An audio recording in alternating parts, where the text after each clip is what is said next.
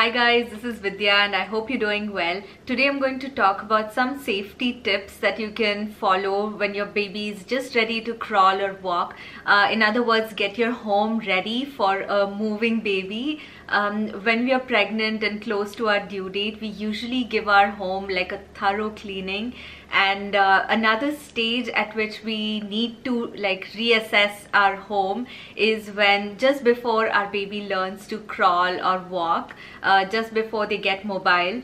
That's when we need to look at our home again, if our home is ready and safe for a moving, exploring, curious baby. But please remember that every home is different and every family, every baby is different in what they reach for. So you can use this video kind of as a guide and add and remove as you find suitable for your needs. The first thing I want to talk about is the floors of your home, because the floors are where the baby first starts to explore and where they have the most contact.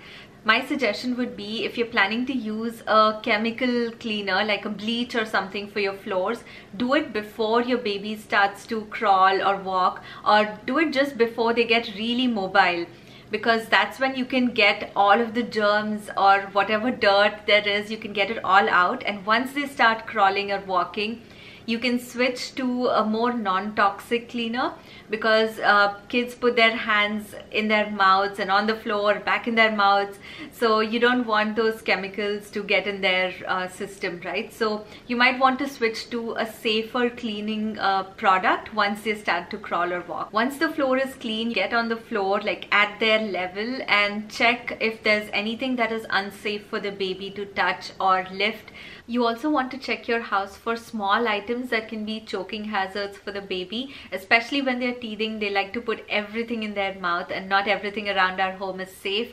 So look for little decorative things that we keep around our house. You might want to put those away. And also things like plants, because sometimes plants can be toxic for little children. So if you have any house plants, just Google them and see if they're safe for babies. To raise them up on a surface that they cannot reach. When you're raising them up, you don't want to put them in a stool that they can, try to pull up on and that might tip on them. So any such heavy furniture that might lose its balance and fall, you want to get rid of.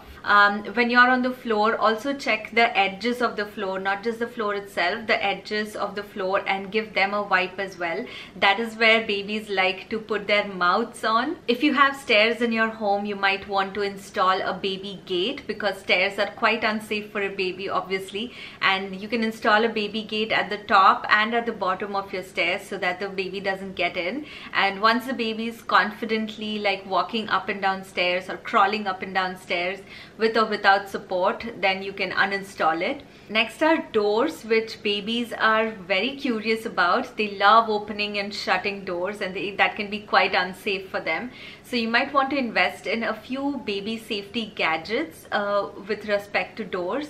I really like the door guards that keep the door from closing completely, so their fingers will not pinch. If your baby is reaching door handles and is curious about opening them or locking them, that can be quite dangerous, because they could lock themselves in a room. And so you might want to invest in a door lock cover, which keeps the baby from opening it, but you can open it. There's a little trick to it. If there's any electric outlets at the level of the baby, invest in a bunch of electric outlet covers. You get these on Amazon. I'll put the links in the description box, and you can cover up any open outlet there is. Similarly, all electric wires like extension cords, any chargers that you have, they like to chew on these things when they're teething especially. Put all of those wires up over the level that they can reach. Also check your furniture for sharp corners or edges that your child might bump into, like corners of tables, corners of chairs and beds and dressers.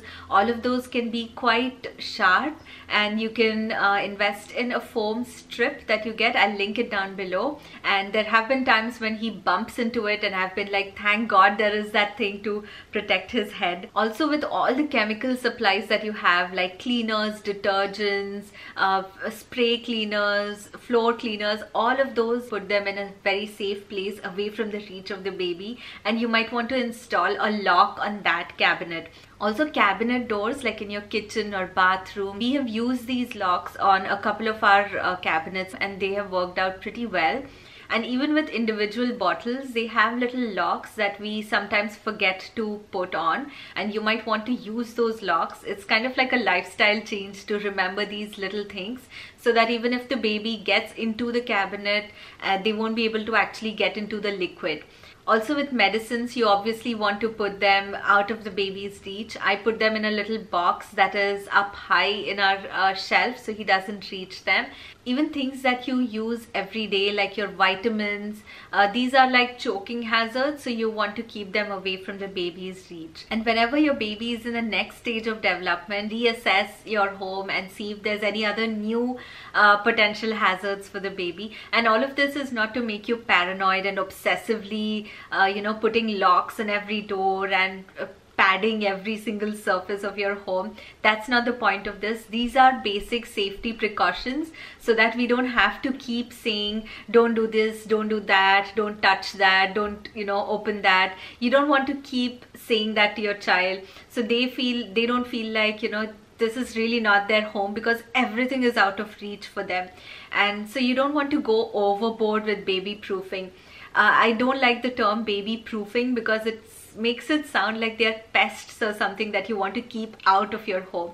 They are just a new member of the family, and you're molding your home to their needs, because they can't do it for themselves, right? So personally, what I did when Vikrant was at that stage was keeping all of the electric outlets covered. Some of the cabinets I used to lock, just one in the kitchen with all the kitchen cleaning supplies, and one under the sink in our bathroom with all the bathroom cleaning supplies. So those were the things that he absolutely could not get into, and the others were kept open for him. I kept the refrigerator locked for a little while, and then we removed that lock as well. He was free to open it, but some of the things that I didn't want him to reach, like chili sauce or something, I kept them on the top shelf of the refrigerator. Otherwise, he was free to explore all the cabinets. The way I look at it is, if he makes a mess, that's okay with me, but if he's being unsafe, that's where I draw the line. So for example, if he opens the cabinets and takes out all the containers like utensils and puts them on the floor, makes a big mess, that's okay with me. But if he takes out the cleaning supplies from the kitchen cabinet, that's not. So that cupboard I lock, the others I don't. Even now he has like a drawer full of his stuff, like his bowls and his snacks, so he can open it whenever he wants and reach for a snack. So it doesn't feel like the whole home is out of reach for them. I also really like the idea of creating a safe space for a baby where you don't say no to anything. So the baby is free to explore. This could be a corner of your living room or a part of their bedroom, wherever it is, but you could put all of their toys and books and little shelves that they can open and close and access their clothes and stuff, little utensils that they can play with, so they don't feel like they're being left out of the entire action. Some people also like using play pens where the baby can be safely enclosed, but I personally don't like it. I feel like it makes it look like a cage or a prison for the baby. But to each their own. You might be in a home where the only way to keep the baby safe is a playpen, so do whatever suits your needs. I hope you found this video useful. I hope you're able to make some changes to your homes. All of the links will be in the description box below, and leave a comment down below if I've left something out. These are just the things that came to mind to me, and I'll see you another time. Until then, take care. Bye.